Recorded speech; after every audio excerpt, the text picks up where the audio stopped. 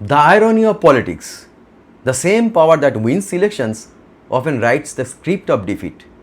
হ্যাঁ, এটাই রাজনীতির পরিহাস। যে ক্ষমতা উত্থানের গৌরবগাথা লেখে, শেষ পর্যন্ত সেই ক্ষমতাই পতনের গল্পও লেখে। 2011 সালের কথা মনে আছে? 34 বছরের বাম শাসনের অবসান ঘটেছিল। সেদিনও এভাবেই লাল দুর্গ ভেঙে পড়েছিল তৃণমূল ঝড়ে। রাজ্যবাসী রায় দিয়েছিলেন পরিবর্তনের পক্ষে। মানুষ অগাধ আস্থা রেখেছিলেন তৃণমূল নেত্রী মমতা বন্দ্যোপাধ্যায়ের ওপর। আর আজ 2016 সালের 4 মে, 15 বছর পর ইতিহাস ঠিক একই ছবি আঁকল, শুধু চরিত্রগুলো বদলে গেল। যে মমতা একদিন বামেদের সরিয়ে ক্ষমতায় এসেছিলেন, আজ সেই মমতাকেই সরিয়ে দিল বাংলার মানুষ। ফের নতুন ফুল ফুটল বাংলায়।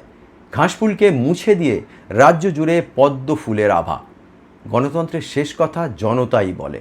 কিন্তু কেন এই পরিবর্তনের রায়? শাসক দলের উদ্ধত্ত, দুর্নীতি, স্বজনপোষণ, মানুষের ক্রোধ, নাকি প্রবল প্রতিষ্ঠান বিরোধী হাওয়ার চোরা স্রোত?